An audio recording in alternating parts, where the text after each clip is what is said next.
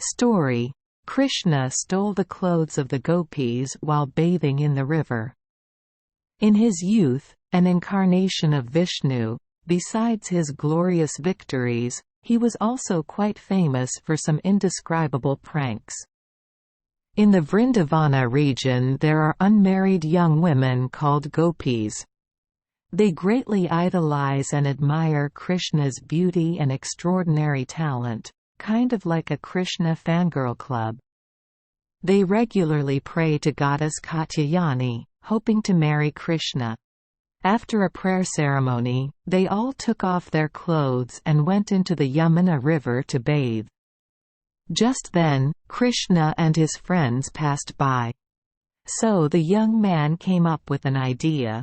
He stole all the Gopis' dresses and hung them on a tall tree, then sat on it and called down, telling the girls to go ashore one by one in front of the tree. And pray, then you will receive your correct outfit back. My dear girls, he said, come here one by one and pray for your clothes and then take them away. I'm not joking with you. I just tell the truth. I don't want to play with you, because you prayed to goddess Katyayani. Come here one by one. I want to see the complete beauty of each person. Please comply. When the girls and the country heard such jokes from Krishna, they started looking at each other and smiling, thinking that Krishna was just joking, so they all laughed. But when Krishna repeated it with a serious look, the girls started to get scared. The gopis threatened that if Krishna did not return the dress, they would tell his father. But Krishna remained undeterred. The darker it is, the colder the river water becomes. They were not angry with Krishna because they loved him, but they were shy. They looked at each other. They could not get out of the water because they had no clothes to cover themselves. They stayed there in the water and began to shiver from the cold.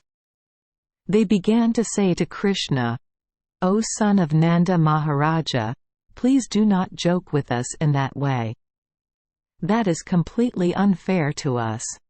You are a very respectable boy because you are the son of Nanda Maharaja, and you are very dear. But you shouldn't play this joke on us because now we're all shivering from the cold. Please return our clothes because we are about to not be able to bear it anymore." Then they started calling Krishna with submission. "Dear Syamasundara," they said, "we are all your worshippers forever. Whatever you ask us to do, we are obliged to do it without hesitation because we consider it an obligation. But this suggestion is impossible, then we will certainly have to go to Nanda Maharaja and complain.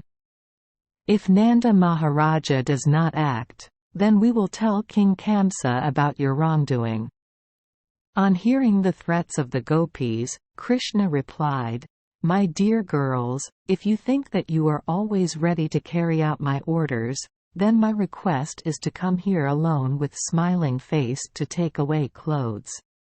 However, if you do not come here and if you complain to my father, I will not care, because I know my father is old and cannot resist me." The gopis saw that Krishna could not be swayed, so they had no choice but to follow his words. One by one they got out of the water, shyly covering themselves with their hands. They came one by one and wished Krishna in a very pure way and hoped that Krishna would feel satisfied and return their clothes. All the gopis prayed to Katyayani to have Krishna as their husband, as a woman cannot be naked before any man except her husband. The gopis wished for Krishna to be their husband, and he fulfilled their wish in this way. Satisfied with them, he took the garment on his shoulders and began to speak as follows. "My dear girls, they have committed a great sin against the water god Varuna. For this, to be forgiven, they should touch both their hands to their foreheads and pray for Varuna's forgiveness.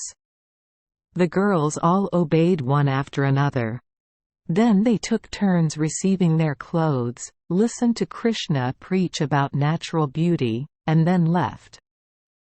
Thank you for joining us for today's fairy tale. We hope these stories bring joy and meaning to your day. If you love our channel, please hit the subscribe button so you won't miss any exciting tales. Wishing you a good night and sweet dreams. See you in the next story.